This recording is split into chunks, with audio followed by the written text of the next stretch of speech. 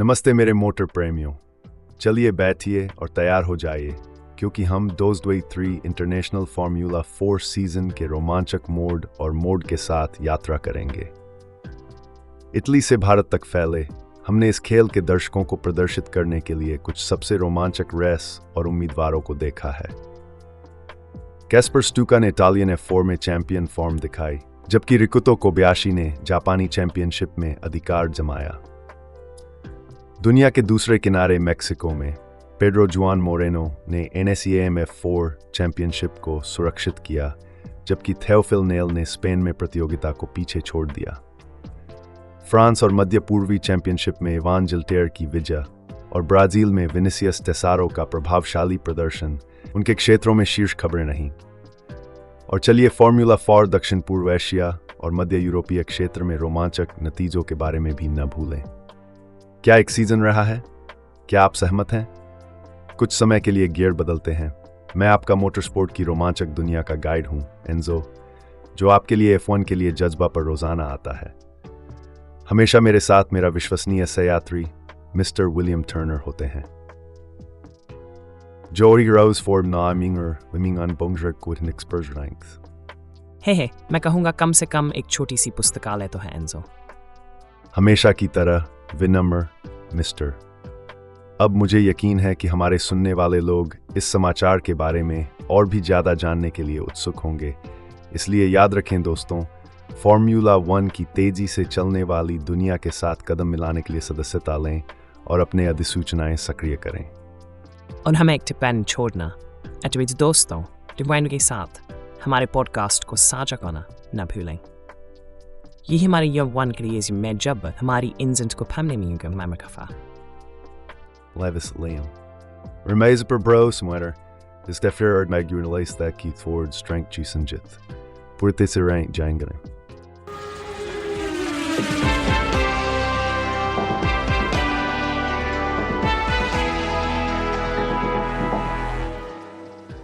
तो चलिए इन चैंपियनशिप्स में और थोड़ा खोजते हैं, हमें नहीं। सबसे पहले इटली F4 क्रिया के लिए एक गर्म जगह थी जो अपने 10वें सीजन का जश्न मना रही थी। साथ ही आयोजक एशियाई स्पोर्ट ने यूरो 4 की शुरुआत की, जो इटलियन 4 चैंपियनशिप के साथ समानांतर चल रही एक सहोदर सीरीज है। दिलचस्प। क्या आप सो सीरीज की अवधारणा पर विस्तार से चर्चा कर सकते हैं? बिल्कुल। इस संदर्भ में सहोदर सीरीज एक ऐसी चैंपियनशिप है जो मुख्य चैंपियनशिप के साथ समानांतर चलती है, जिसमें कुछ पहलुओं को साझा किया जाता है, जैसे कारों के प्रकार या नियमों की विधि, लेकिन इसके अलावा भी अपनी विशेषताएं होती हैं। उदाहरण के लिए यूरो 4 ने अपने 3 चरणीय सीजन के लिए 2 बार इटली और 1 बार स्पेन का दौरा किया। हालांकि इसे कहा जा सकता है कि इसका अस्तित्व कुछ हद तक अनावश्यक था, क्योंकि इटालियन F4 में मुमकिन के 2 अंतर्राष्ट्रीय दौरे। तो इन चैंपियनशिप्स के सितारे कौन थे? चलिए इटालियन F4 चैंपियनशिप में एक पावर हाउस के रूप में प्रेमा से शुरू करते हैं। उनके 5 ड्राइवर विजेता रहे, लेकिन खिताब US रेसिंग के कैस्पर स्टूका ने छीन लिया। वह मजबूती से शुरू हुआ सीजन के ओपनर को जीतकर, लेकिन फिर रेस 4 तक फिर से जीत नहीं पाए। उसके बाद से उसने एक प्रभावशाली सिलसिला बनाया जहां उसने 6 सतत जीत हासिल की। त्वरित नोट, इन रेसों में सामान्य कितने ड्राइवर्स होते हैं? लेग्रीड अलग-अलग स्कोरर, लेकिन इटालियन F4 उतौथ में आसमाल 30 शुरुआत गोथ ट्वर स्ट्रो ट्वर कैरिटे। वास्तव में, और क्या सभी इन ड्राइवर्स को जीत का मौका मिलता है? ये एक अच्छा सवाल है फ्रेम्बर। जबकि ग्रेड बड़ा था, केवल 50 ड्राइवर्स में 6 ने फिग्मा में रेस डाली थी और 6 ने पोडियम पिंचा। बड़े संख्या में ड्राइवर्स के बावजूद विजेता फर्स्ट स्पोर्ट इसकी श्रेम। दिलचस्प। यूरो 4 स्पिन एफ के बारे में कहिए। इटालियन टाइटल हारने के 1 हफ्ते बाद इटालियन F4 में दूसरे स्थान पर रहने वाले उगो उगोचुक्वू यूरो 4 के लिए बार्सिलोना गए। चैंपियनशिप एक रोमांचकारी 4 तरफी प्रतियोगिता में अंतिम रेस में तय हुई। उगोचुक्वू ने एक जीत हासिल की, लेकिन यह टाइटल जीतने के लिए पर्याप्त नहीं थी। यह दिखाता है कि यह रेस कितने प्रतिस्पर्धी और अप्रत्याशित हो सकती है। अब आइए हम यूरोप से एशिया, विशेष रूप से जापान की ओर बदलें। सिर्फ 6 महीनों में फैले 14 रेसों के एक अद्भुत छोटे मौसम के साथ जापानी F4 में अभी भी कुछ तेजाब देखने को मिलता है। होंडा और टोयोटा के जूनियर ड्राइवर्स बार बार शीर्ष स्थान के लिए टकराते रहते हैं, जहां टोयोटा ने होंडा के 5 के खिलाफ 8 विजय हासिल की हैं। वाकई वहां एक बड़ी प्रतिस्पर्धा है। Was es mehr im F1 versus Supersloss gesagt कि तुम इतनी तेज है। थोड़ा रुकिए, क्या हमारे पास एक कर्लिंग पॉडकास्ट के साथ प्रतिस्पर्धा है? हे बस आपकी टांग खींच रहा था दोस्त। अब वापस असली रेसिंग क्रिया की ओर।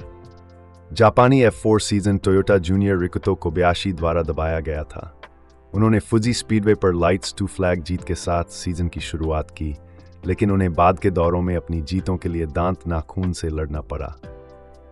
अरे वाह, आप सुनने में ही प्ले गए। लेकिन ये कोबयाशी बैक एक उभरता हुआ सितारा वुड। बिल्कुल सही। हालांकि इस चैंपियनशिप ने उसके लिए आसान नहीं थी। होंडा जूनियर युसुके मित्सुई ने सुजुका में दूसरे दौर के दोनों रेसेज को पोल से जीता, जिसने चैंपियनशिप को काफी गतिशील बना दिया। वास्तव में एक बार में कोबयाशी ने स्टैंडिंग्स में तीसरे स्थान पर धकेल दिया। वाह, ये एवरपैक्स और रोलर कोस्टर यात्रा है जो हम सभी को बांधे रिश्ते। और बिल्कुल सहमत हूं। केवल 4 रेस शेष रह गई थीं, जिसमें 6 ड्राइवर्स अभी भी चैंपियनशिप के लिए दौड़ रहे थे। लेकिन सच्ची नाटकीय शैली में टोयोटा जूनियर्स, जिसमें कोबयाशी भी शामिल थे, अपनी शीर्ष फॉर्म पर थे और उन्होंने अपनी स्थिति को टेबल के शीर्ष पर वापस प्राप्त की। यही है वह रेसिंग जिसे मैं रेसिंग कहता हूं। सूर्योदय की देश से हटकर चलिए चीनी F4 की बात करें, जो थोड़ा अलग है क्योंकि यह अभी भी माइगल की पहली पीढ़ी की F4 की 4-4 कारों उपयोग करती है। ग्रिड का आकार औसतन 16 कारों था, हालांकि केवल 6 पूर्ण प्रवेश होते थे। केवल 6 पूर्णकालिक प्रवेश, ये तो स्मैप ग्रिड्स। हाँ, ये निश्चित रूप से एक बहुत ही गतिशील ग्रिड के लिए बनाता है। अब यहाँ शीर्षक की लड़ाई थियागो रोड्रिगेज और कैशन लियू के बीच थी। लियू जुहाई के पहले दौर के सितारे थे। उन्होंने हफ्ते की 4 रेसों में 2 पोल, 2 जीत, एक दूसरा स्थान और एक तीसरा स्थान हासिल किए। ये काफी शानदार प्रदर्शन है। वास्तव में। हालांकि लियू निम्बो के दूसरे दौर में अपनी इटालियन F4 प्रोग्राम के साथ टकराव के कारण अनुपस्थित थे। इसने रोड्रिगेज को आगे बढ़ने का मौका दिया, जिन्होंने 3 विजय हासिल की। चैंपियनशिप वास्तव में गले मिलते रहे और आगे पीछे हिलती रही। बिल्कुल सही, लेकिन असली नाटक अंतिम दौर में खुला। रोड्रिगेज रेस 1 में लियू को आगे था, जब अंतिम दौर में लियू ने पास करने का प्रयास किया। दुर्भाग्य से वे दोनों ट्रैक से बाहर निकल गए, जिससे डेब्यू करने वाले यिंगजी जू को विजय मिली। रोड्रिगेज ने दौर 2 और 4 में वापस आकर विजय हासिल की, अपने चैंपियनशिप की अगुवाई बढ़ाते हुए। एक बात स्पष्ट है, इन चैंपियनशिप में कभी भी उबाऊ नहीं में और अधिक सहमत होना मुश्किल है। ये बस दिखाता है कि फॉर्मूला 4 कितनी प्रतिस्पर्धी और रोमांचक हो सकती है। अब चलिए मेक्सिको की ओर बढ़ते हैं नेकैम F4 चैंपियनशिप के लिए। पेड्रो जुआन मोरेनो ने अद्भुत तरीके से इस सीजन को अपने नाम किया, 8 सतत जीतों के साथ। वास्तव में उसकी जीत की लगातारी ने उसे स्थानांतरित कर दिया, क्रिस्टियान कांटू को पीछे छोड़ते हुए। लेकिन यह सब सुगम नहीं था। एक बार क्वेरेटारो में कांटू ने मोरेनो को महत्वपूर्ण 8 सेकंडों से आगे ले जाया, लेकिन उसने जीत को खो दिया जब वह पिट्स में गया। ओवेक महंगी है। बिल्कुल सही। इससे मोरेनो को 10.2 सेकंड के अंतर से जीत मिली। बाद में कांटू ने मजबूती से वापसी की, मौसम के अंतिम 6 रेसों में 5 जीतें हासिल की। लेकिन मोरेनो ने पहले ही एक महत्वपूर्ण लीड बना ली थी, जिसने उसे डबल हेडर सीजन फिनाले को छोड़ने की अनुमति दी, क्योंकि खिताब पहले से ही उसकी जेब में था। तो अंत में थोड़ा ड्रामा था, लेकिन मोरेनो फिर भी ऊपर उठे। दिलचस्प। वास्तव में। स्पेन की ओर आगे बढ़ते हैं। हमारे पास थियोफिल नायल हैं, जिन्होंने अद्वितीय काम किया। 8 जीतें हासिल की, 6 ने पोडियम और 5 पोल्स सुरक्षित किए। इसके परिणाम स्वरूप उन्होंने 2 रेस बचाकर खिताब हासिल किया, स्पेनिश F4 सर्किट में अपनी प्रमुखता दिखाते हुए। जो सीशाप खेमी हो, यह बेहतरीन रेसिंग है। वास्तव में फॉर्मूला 4 फॉल स्ट्रारी ही कुछ रोमांच की ब्रीता। स्पेन में थोड़ा और समय बिताते हुए हमने कैंपोस रेसिंग के क्रिस्टियानो की एक प्रभावशाली धावा देखी, जिन्होंने मौसम के अंतिम 4 रेस जीते। मौसम में अंत में स्नैक समाप्त टूटल में to snowta। बिल्कुल, हालांकि ये खिताब की लड़ाई को किसी भी रूप में नजदीक नहीं लाया, लेकिन ये रेसेज को और भी रोमांचक बना दिया। हमने एमपी मोटरस्पोर्ट के वालेरियो रिनिचेला के द्वारा कुछ उल्लेखनीय प्रदर्शन भी देखे, जो हमेशा मिश्रण में थे और सभी 21 रेसों में चेकर्ड झंडी लेते थे। ये रहा सच्चा सच्चाई और स्पेनिश F4 के शीर्ष नवागत एंजो डेलिग्नी को उल्लेख का हकदार है, जो सतता के सीजन की 20 रेसेस में चौथे स्थान पर समाप्त। नवागत के लिए काफी दिखावट थी वास्तव में। और अब चलिए यूरोप से बाहर निकलकर F4 यूनाइटेड अरब अमीरात चैंपियनशिप की यात्रा करें।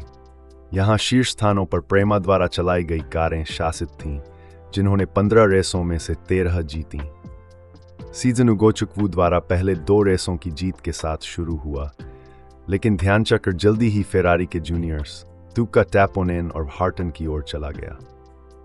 इमेज होता कि फेरारी के पास रैली समय में काफी उम्मीदवार लाइनअप है। हाँ, और विशेष रूप से हार्टन ने ध्यान खींचा। कुवैत में पहले कभी एकल सीटर रेस जीतकर इतिहास रच दिया। दुबई ऑटोड्रोम पर तुका टैपोनेन की तिमाही जीत के बावजूद हार्टन ने अपने अंकों की अगुवाई बनाए रखी और यास मरीना सर्किट में अंतिम दौर में चैंपियनशिप खिताब सुनिश्चित किया।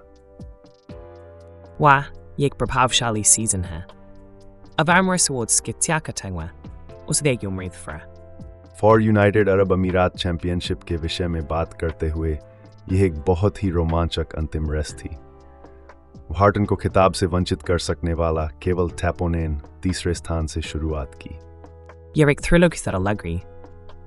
वास्तव में यह था। टैपोनेन ने पहले कोने पर हार्टन को पीछे छोड़ने की कोशिश की, लेकिन दोनों ट्रैक से बाहर निकल गए और टकरा गए। इस टक्कर ने हार्टन की सस्पेंशन तोड़ दी, जिससे उनकी रेस वहीं खत्म हो गई।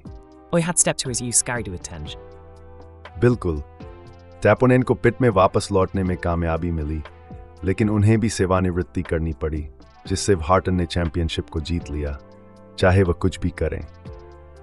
उगोचुक्वू ने मौसम की 5वीं जीत हासिल की। वहाँ कितना रेट रोमांचकारी है।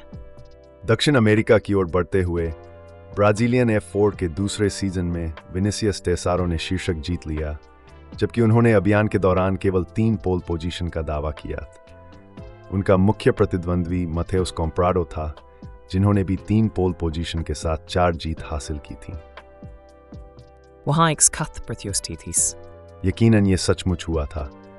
अगस्त 2081 में भारतीय F4 को शुरू करने का प्रयास किया गया था, जिसमें प्रेमा ने सभी कारों को चलाया, लेकिन शुरुआती तिथि को 9 महीने आगे ढकेल दिया गया और फिर पूरा सीजन नवंबर में नई शुरुआत तिथि से बस 2 हफ्ते पहले रद्द कर दिया गया। सचमुच ये काफी अप्रत्याश। हाँ, ये उनके लिए काफी रोलर कोस्टर जैसा था। अब वे अपने दूसरी पीढ़ी के तातूस शास्त्रकों को माइगेल के लिए बदलने की योजना बना रहे हैं और अक्टूबर में रेसिंग शुरू करने की सोच रहे हैं। प्रेमा की बजाय एमपी मोटरस्पोर्ट द्वारा कारों का दौड़ चलाया जाएगा। वे अपनी पहली घटना के हिस्से के रूप में दिसंबर में नई सड़क परिपथ में चेन्नई में एक रात की रेस की योजना बना रहे हैं। दिलचस्प है। एक रात की रेस निश्चित रूप से दौड़ों में एक अलग गतिशीलता जोड़ सकती है। भारतीय F4 पर हमारी चर्चा जारी रखते हुए प्रारंभिक आयोजन नवंबर के 4 और 5वें तारीख को हुआ, जिसमें कूपर वेबस्टर ने 3 रेसों में से 2 जीते। हालांकि इस मौसम में कैलेंडर और स्थानों में निरंतर बदलाव के चिन्ह थे। कई राउंड छोटी सूचना के साथ पुनर्स्थानित किए गए थे और अंतिम मिनट में तारीख में भी बदलाव हुए। ये काफी अप्रत्याशित लग रहा है। क्या आप इन बदलावों का एक उदाहरण दे सकते हैं? बेशक। उदाहरण के रूप में मौसम का आगाज, जो मूल रूप से हैदराबाद के फॉर्मूला ई सर्किट पर आयोजित होने की योजना बनाई गई थी, कुछ दिनों पहले ही चेन्नई के स्थायी सर्किट पर पुनर्स्थानित किया गया। बाद में चेन्नई को नवंबर के अंत और दिसंबर के शुरुआत में दोनों राउंड को आयोजित करने की योजना बनाई गई थी, लेकिन इसे बदल दिया गया, जहां दूसरे राउंड को दिसंबर के पहले और दूसरे दिनों के लिए तय किया गया और तीसरे राउंड को दिसंबर के 5वें और 6वें दिनों पर स्थगित किया गया। हाँ, ये एक लॉजिस्टिकल का बुरा सपना जैसा लगता है। बिल्कुल, और वहाँ यहाँ तक का व्यवस्था रुका नहीं। मौसम के बाधाओं ने भी अनुसूची के साथ खिलवाड़ किया। मौसम के बदले हुए हालात के कारण मौसम के दूसरे राउंड को कम कर दिया गया और फिर साइक्लोन मिचोंग ने और अव्यवस्था मचाई, जिसके कारण तीसरे राउंड को रद्द करना पड़ा और चौथे राउंड को पुनर्स्थानित करना पड़ा। इससे सीजन को समग्र रूप से कैसा प्रभाव पड़ा? यहाँ तक कि अव्यवस्थाओं को पूरा करने के लिए इंडियन F4 ने चेन्नई ट्रैक के छोटे लेआउट पर तेजी से 5 रेस आयोजित की। कूपर वेबस्टर इन बदलावों के माध्यम से चमके, उनमें से 3 रेस जीतकर और अंतिम राउंड में और 2 जीतों के साथ अंततः खिताब जीत लिया। Unity belong Kiri Stengs, Lapfesco साफ छोड़िए था। हाँ, बिल्कुल। चैंपियनशिप की बात करते हैं तो फ्रेंच 4 की ओर ध्यान दें। इवान जिल्टेर ने एक रोमांचकारी फिनाले में खिताब जीतकर अपनी पहचान बनाई। उन और दूसरे स्थान पर रहे एंजो प्यूजो के बीच बस 4 अंक का अंतर था। UMite Intermonseeks लग रहा। हाँ, ये काफी संघर्षपूर्ण था। गिल्टेर और प्यूजो दोनों बार बार पोडियम पर खड़े हुए थे। हालांकि जीतों की दृष्टि से प्यूजो को थोड़ी सी अग्रता थी, जबकि गिल्टेर के पास 6 जीतें थीं। और बाकी खरीद से कैट्स कोइस। तीसरी जगह केविन फोस्टर को मिली, जो शीर्ष दोनों से 101 अंक पीछे थे। वह नोगारो में अपनी एकमात्र जीत के साथ बाहर आए। यहाँ एक छोटा संकेत देना चाहूंगा। मैंने इस सूचना का बहुत सारा उद्धरण फॉर्मूला स्काउट साइट पर एक लेख से लिया है। यह एडावुड द्वारा लिखी गई विस्तृत समीक्षा है, जिसमें 2023 इंटरनेशनल फॉर्मूला दिस सीजन की जानकारी है। आहा, फॉर्मूला स्काउट मोटरस्पोर्ट कैसे सभी टीयर्स को कवर करने में स्वोड छोटे साथ है ना? यह हमेशा से नत्सकैक है कि डिकियस न्यूरी स्ट्रोथुड प्राप्त करा। बिल्कुल, मैं और अधिक सहमत होता हूँ। सुनिश्चित करना महत्वपूर्ण है कि हम शेयर की जाने वाली जानकारी सटीक और विश्वसनीय स्रोतों से हो। अब हमारी चर्चा पर वापस आते हैं। हमारी समीक्षा में आगे बढ़ते हुए फ्रेंच F4 शीर्षक युद्ध में उलट ग्रिड रेसेज ने महत्वपूर्ण भूमिका निभाई। गैरेट बेरी और यानी स्टीवन हेडेंस जैसे ड्राइवर्स, जो मुख्य दौड़दार नहीं थे, इन रेसेज में बड़े परिणाम हासिल करने में सफल रहे। दोनों छठे स्थान पर समाप्त होकर सीजन के कुल उत्साह में योगदान दिया। उलट ग्रिड रेड्स हमेशा किसी भी किसका विशिल्ट ना। बिल्कुल, और गतिशीलता की बात करते हैं। चलिए पॉल रिकार्ड में हुए रोमांचक अंतिम दौर में डूबते हैं। गिल्टेर और प्यूजो के बीच 28 अंक का अंतर था। गिल्टेर के पास अग्रणी हाथ था, वह दोनों पोल पोजीशंस जीते हुए थे, जबकि प्यूजो सिर्फ 5वें सबसे तेज थे। पहले रेस में गिल्टेर ने अपनी पोल को जीत में बदल दिया, प्यूजो की प्रमुखता को कम करते हुए। यह तो तनावपूर्ण स्थिति लग रही। यकीनन ऐसा ही हुआ। उलट ग्रिड रेस में दुर्भाग्यपूर्ण संपर्क के कारण प्यूजो की संभावना समय से पहले ही खत्म हो गई। गिल्टेर को सिर्फ चौथे स्थान पर पहुंचने का सामर्थ्य मिला, जिसका मतलब था कि वह प्यूजो के पीछे 4 अंकों के साथ खिताब निर्धारक के पास जा रहा था। अगर उन्होंने पोल को विजय में बदल दिया होता तो खिताब उनका हो जाता, और वही हुआ। उनका समय वास्तव में बहुत बेकरार था। व्यवस्था में ऊपर जाने की कोशिश करते हुए उन्होंने केविन फोस्टर की रेस को टक्कर में खत्म कर दिया, और हालांकि उन्होंने ह्यू यामाकोशी को दूसरे स्थान पर पार करने में कामयाबी हासिल की, लेकिन वे पहले से ही गिल्टेर के पीछे 3.8 सेकंड के पीछे थे। अब हम ध्यान केंद्र को ऑस्ट्रेलिया की ओर बदलें, जहां F4 रेसिंग को ऑस्ट्रेलियन फार्मूला ओपन के रूप में जारी रखा गया है। इस श्रृंखला में, जिसमें फार्मूला 3, टोयोटा रेसिंग श्रृंखला और पहली पीढ़ी के F4 कारों का मिश्रण है, क्रिस्टियान जानेव ने AF04 खिताब जीत लिया। यह तो काफी संघर्षपूर्ण युद्ध था, लेकिन ब्रोडी नॉरिस ने जेनेव के सिर्फ 3 अंक पीछे समाप्त किए, हालांकि उनके 11 स्टार्ट में से 8 जीतें थीं। फ्रांस और ऑस्ट्रेलिया दोनों में महक मौसम। अब हम संयुक्त राज्य अमेरिका की ओर चलें। वहां पैट्रिक वुड्स-टॉथ संयुक्त राज्य टेम्पोर्ड से चैंपियनशिप में, जिसमें साल 2023 में गुलरूड चिल्लाते थे, तो जीतने वालों एक विविध क्षेत्र था। वास्तव में ये उत्तेजना में और भी चर्चा करता है, लेकिन संयुक्त राज्य अमेरिका में कई अन्य राष्ट्रीय और क्षेत्रीय F4 सीरीजें भी हैं, उनमें से एक है फॉर्मूला डेवलपमेंट, जो अगले साल लिजियर JS F4 सीरीज के रूप में पुनर्ब्रांड होने जा रहा है, पहली पीढ़ी की कारों का उपयोग जारी रखते हुए। यहाँ एक प्रेरणादायक कहानी है दिमित्री पिस्तोलियाको, जिन्होंने 10 साल से अधिक समय तक एक ऑनलाइन अंग्रेजी भाषा स्कूल चलाने में बिताए, इस साल अपने बचपन के सपने को पूरा किया है और न केवल एक रेसिंग ड्राइवर बने बल्कि एक खिताब जीतने वाले भी। उन्होंने पश्चिमी F4 मौसम की शुरुआत 5 जीतों के साथ की और फिर 4 दूसरे स्थानों को सुरक्षित किया। अंततः चैंपियनशिप को 32 अंकों से जीत लिया। ये काफी महत्वपूर्ण उपलब्धि है। बिल्कुल। स्कैंडिनेविया की ओर बढ़ते हैं। डेनिश F4 खिताब में एक पारिवारिक माहौल देखा गया। मिक्केल और मैग्नस पेडरसन मुख्य प्रतियोगी थे, जिन्होंने मौसम के 18 रेसों में से 11 जीत दर्ज की। मजबूत प्रतिस्पर्धा के बावजूद थियोडोर जेनसन ने 4 बार जीत दर्ज की, लेकिन केवल 7 रेस में भाग लिया। इसके बावजूद मैथियास बेरे जेकोब्सेन ने बाकी ड्राइवरों में सर्वश्रेष्ठ साबित होकर 2 जीत हासिल की और स्टैंडिंग्स में तीसरे स्थान पर समाप्त हुए। ऐसे मर्गी मौसम था। हाँ, ये था, लेकिन एक दिलचस्प नोट से समाप्त होने वाला है। Formula Renault 1.6 spec Formula Nordic इस साल डेनिश F4 में भी शामिल हुई। लिंस ग्रांड फोर्स ने एक प्रभावशाली कारनामे में F4 स्टार्स को पीछे छोड़कर एक रेस का विजेता बनने में कामयाबी हासिल की और अगले साल वे एक सीरीज में मिल जाएंगे, नॉर्डिक 4। हम जब भी खोजते हैं, हम विश्व भर में संघर्ष और प्रतिस्पर्धा के एक समान पैटर्न को देखते हैं। फिनलैंड में नेस्टोरी विर्ताला ने फॉर्मूला ओपन फिनलैंड राउंड्स में AF3 कारों के खिलाफ दौड़ी, वास्तव में खेल की आत्मा को प्रदर्शित करते हुए। एशिया की ओर आगे बढ़ते हैं। 3 साल के बाद AF4 दक्षिण पूर्व एशिया ने चीन की यात्रा के साथ वापसी की। अब तक आपके विचार हैं फॉर्मूला 4 रेसिंग की वैश्विक दृष्टिकोण पर? यह वास्तव में अद्भुत है। F4 रेसिंग मोटरस्पोर्ट की विश्वव्यापी आकर्षण की प्रमाणिक है। संयुक्त राज्य अमेरिका से यूरोप, ऑस्ट्रेलिया से एशिया तक, ये युवा ड्राइवर्स न केवल अपनी प्रतिभा को प्रदर्शित कर रहे हैं, बल्कि संस्कृतियों और महाद्वीपों के बीच गूंजती प्रेम को भी। ऐसे विविध और उम्मीदवारी भरे प्रतिभा के साथ मोटरस्पोर्ट का भविष्य उज्जवल दिख रहा है। बहुत अच्छी बात कही है। ये युवा रेसर्स का उत्साह और समर्पण वास्तव में संक्रामक है।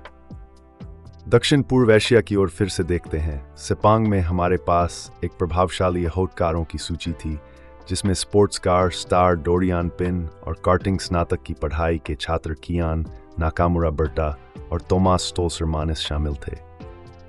उनके प्रयासों के बावजूद हेड्रियन डेविड ने 3 जीतों के साथ महका दिया। Vassal, Braden Simonor Chasige voice Risa Harry Water. बिल्कुल। ये भी उल्लेखनीय है कि SECR F4 ने 2000 TT के लिए F4 सेंट्रल यूरोपीय क्षेत्र में विकसित हो गया है, जिसमें औसतन 8 कारों से कम ग्रिड साइज था। शीर्षक युद्ध बहुत ही रोमांचकारी था, जहां ईथन इशर ने अपने जेंजर मोटरस्पोर्ट टीममेट रेनो फ्रांको को सिर्फ 2 अंकों से हराया। जैसे हम इन विकासों को देखते हैं तो स्पष्ट होता है कि प्रतिस्पर्धी रेसिंग की आत्मा दुनिया भर में जीवंत और स्वस्थ है। बिल्कुल, FF4 रेसिंग का दुनिया संभावनाओं से भरपूर है और ये खेल में इन युवा रेसर्स को अपना मार्ग बनाते हुए देखना खुशी की बात है। जिन लोगों ने अभी तक ट्यून इन किया है, हमने एक तरह से कहते हुए दुनिया भर में यात्रा की है, विभिन्न F4 श्रृंखलाओं पर चर्चा की है। हमने संयुक्त राज्य F4 चैंपियनशिप, डेनिश F4 शीर्षक, साथ ही F4 दक्षिण पूर्व एशिया के बारे में बात की है। हमने फिनलैंड में नेस्टोरी विर्ताला के महत्वाकांक्षी प्रयासों को भी छूना है, जो AF3 कारों के खिलाफ रेसिंग कर रहे हैं। फिर हमने 3 साल बाद AF4 दक्षिण पूर्व एशिया के वापसी के बारे में बात की है, जहां कई नए आगंतुक अपनी पहचान बना रहे हैं। और हमने अभी ही AF4 सेंट्रल यूरोपीय क्षेत्र चैंपियनशिप के रोमांचकारी फिनाले के बारे में बात की है। तो अब तक आपके क्या प्रभाव हैं? FF4 रेसिंग तुम्हें इसमें मिचो आने ने इचरोई है, सचमुच अद्भुत। बिल्कुल, यह मोटरस्पोर्ट की सार्वभौमिक प्रतिक्रिया का प्रमाण है। अब चलिए हम 4 रेसिंग की दुनिया में हमारी यात्रा जारी रखते हैं। आगे बढ़ते हैं चलिए AF4 सेंट्रल यूरोपीय क्षेत्र के रोमांचकारी फिनाले में खुदरा को 5 सेकंड की सजा के कारण तीसरे स्थान पर रख दिया गया था और खिताब अशर के पास चला गया। अब इसे विचार कीजिए, यह अंतिम चक्के का है। सॉटर फ्रांको के पास पहुंचता है। फ्रांको वापस लड़ता है। वो ताजरतेंग इस सॉटर कच्चे में थे डियबर्ड। Åh, it's ju ett naukat på ett lov था। एक असली लस्सा जीवन रेस्ट्रैक्ट पर। बिल्कुल। अब चलिए चर्चा करें नई शुरुआत हुई सभी महिला F1 अकादमी सीरीज की, जिसमें प्रेमा ने शानदार प्रदर्शन किया। लेकिन यहाँ एक मजेदार तथ्य है। क्या आप जानते हैं कि चैंपियन मार्टा गार्सिया ने 2007 में स्पेनिश F4 में सिर्फ 9वें स्थान प्राप्त किया था? Jag hade i så. Det bara jag sett. सही कहा, strike है। ये motorsport में भी हो सकेंगे। Every soundword with torn hor and again like chain ho kid. ये वास्तव में इस खेल की प्रत्याशिता और उत्साह की प्रमाणिका है। ये वास्तविक में एक सच्ची रोलर कोस्टर यात्रा है। और रोलर कोस्टर की बात करते हैं तो हम अलकुबैसी बहनों को न भूलें। हमदा ने 3 अलग अलग ट्रैक पर जीत हासिल की और खुद को स्थिति में तीसरे स्थान पर सुनिश्चित किया, जबकि उनकी बहन अमना को 2 उलटी ग्रिड रेस जीत मिली। और अधिक प्रभावशाली बात यह है कि वे अपनी मातृभूमि यूए के बाहर के सर्किटों पर अपनी क्षमता का साबित कर दिया। यही F4 की खूबसूरती है ना? ये हमेशा इन अद्भुत कहानियों को उत्पन्न करता है। लेकिन मुझे कहना होगा, यह हर हफ्ते एक आश्चर्य पार्टी की तरह है। आप कभी नहीं जानते कि अगले क्या होने वाला है। हा हा हा हा हा हा, सचमुच। अब चलिए 2023 के F4 सितारों पर एक नजर डालें। अब अगर हम नंबर्स में खुदाई करें तो हम कुछ दिलचस्प रुझानों को देख सकते हैं। जैसे कि जैकरी डेविड को ले लें। उनके पास 47 रेस हैं और लिंडब्लाड से 10 जीते हैं। से काफी प्राइली है ना? वास्तव में ये है। और बात करते हैं पर ब्रोवे, ये रिकी लीवर नजर नहीं नाम ND4। उन्होंने 46 रेस में हिस्सा लिया और वार्डन अंतिम प्राप्त की है खतीश रिज सफलिंग्स। और फिर हैं उगो चुकवू, जिन्होंने 55 रेस में हिस्सा लिया है और क्रिस्टियानो के साथ 7 जीतें हासिल की हैं। प्रतियोगिता वास्तव में तीव्र है। ओह बिल्कुल, यहाँ गले मिलते हैं। फिर हमारे पास जेम्स वॉर्टन और आइथन इशर हैं, जिन्होंने प्रत्येक के 55 रेस में हिस्सा लिया है और इशर ने 8 जीतें हासिल की हैं। It's a smart fuck stängsma, कि vi preminis grace gasse uta charipetiu. Kuch stupideth. As musen opera, smimismen forward. मैं खुद से इसे और अच्छी तरह से नहीं रख सकता था। हम तुका तापोनेन और निको लाकोटे को भी न भूलें, जो प्रत्येक के 55 रेस में हिस्सा लेते हैं, और मार्टा गार्सिया जो 7 जीतें दर्ज करती हैं, उनकी प्रभावशाली कार्यक्रम। F4 में अद्भुत प्रतिभा है। ये मोटर स्पोर्ट के भविष्य के लिए एक वास्तविक प्रमाण है। इन ड्राइवर्स की प्रगति और विकास देखना। बिल्कुल सही। और हम विलियम मैकिंटायर और जेम्स पिस्जिक को भी भूले, जो प्रत्येक के 55 रेस में हिस्सा लेते हैं, और एंजो प्यूजो जो 7 जीतें दर्ज करते हैं। ये वजह एक तेजी से बदलती दुनिया से ये आंकड़े वास्तव में F4 रेसिंग की खिनाइयों समझने में मदद करना है। बिल्कुल सही। ये आंकड़े मोटर स्पोर्ट की कच्ची असंवेदित वास्तविकता को खोल देते हैं, जहां हर सेकंड मायने रखता है और हर रेस गेम चेंजर हो सकती है। लेकिन ये अभी तक सफर का अंत नहीं है। विलियम, चलिए देखते हैं आज इंटरनेट पर क्या चल रहा है। कोई दिलचस्प टिप्पणियां हैं क्या? मेरे पास एक है। धीरे धीरे उपयोगकर्ता ने पोस्ट किया है। उदाहरण, पेरेज ने कहा है कि 2025 में रेड बुल F1 सीट उसका हारने के लिए है। दिलचस्प। आपको जवाब खोरबती ने बताऊं। टाकिस 12 ने टिप्पणी की। उदाहरण, यह सब इस बात पर निर्भर करेगा कि डॉस मार्को के मैक्स क्लोनिंग के प्रयोग कितने सफल होते हैं। उदाहरण समाप्त। कोल पेंटिकॉस ने जवाब दिया। उदाहरण, मुझे पता है कि आप मजाक कर रहे हैं, लेकिन क्या 2 मैक्स वास्तव में एक टीम के रूप में काम कर सकते हैं, खासकर उसकी प्रतिस्पर्धी भावना को देखते हुए। उदाहरण समाप्त। We rage an import for new Telworth. You added toward you. मेज मैजिक ने टिप्पणी की। उदाहरण, मुझे वास्तव में आश्चर्य हुआ है कि उसने 2000 तक पहुंचा ही कैसे। या तो उन्होंने उसे भुगतान नहीं करना चाहा था, या फिर रिकियारो की चोट ने उसकी तैयारी और वापसी में बाधा डाली थी। उद्धरण समाप्त। हम अब क्या और महत्वपूर्ण टिप्पणी है? वास्तव में वेडेंट ने एक दिलचस्प धागा शुरू किया है जिसमें उन्होंने कहा, उद्धरण, मुझे लगता है कि 2004 के लिए 80 पुनर्ब्रांडिंग के लिए उन्हें डैनी की आवश्यकता है। वह बाजार में बहुत बिक्री योग्य हैं और नए टीम की पहचान के लिए अतिरिक्त कवरेज लाते हैं, मर्सिडीज में शूमाकर या एस्टन मार्टिन में वेटल की तरह। चेको के साथ जब तक मैक्स एकल वीसीसी जीत सकता है, उन्हें उसे बदलने की जरूरत नहीं है। उद्धरण समाप्त। ये कुछ सुंदर तरीके से स्तुत किए गए विचार हैं। क्या और कोई महत्वपूर्ण टिप्पणी है? हाँ, युकी त्सुनोडा के बारे में एक अच्छा वाद विवाद है। बायोनिक बेयर ने युकी की विकास की क्षमता पर संदेह जताया, जबकि प्लग प्यूब्स ने उसकी रक्षा की। क्यूरियस पंपकिनों ने युकी की स्थिति को अद्वितीय बताया, जबकि एक्सपेंसिव मेथड 8321 ने युकी की रखरखाव को उसके मजबूत प्रदर्शन और टीम की आवश्यकताओं के कारण बताया। ऐसा लगता है कि वहाँ एक विविध मिश्रण है। कोई अंतिम टिप्पणी है? अच्छा, पेरेज की लोकप्रियता के बारे में एक दिलचस्प थ्रेड है। कुछ यूजर्स ने इस बात को दर्शाया कि पेरेज मैक्सिको और अन्य हिस्पैनिक मार्केट में बहुत प्रसिद्ध है, और उन्होंने यह भी अनुमान लगाया कि वह कितनी आय ला सकते हैं। दूसरे ने विचार किया कि क्या युकी त्सुनोडा केवल होंडा के प्रभाव के कारण ही अपनी सीट बनाए रख रहे हैं। हमेशा की तरह विविध दृष्टिकोण। ये मोटर स्पोर्ट का चरम हिस्सा है ना?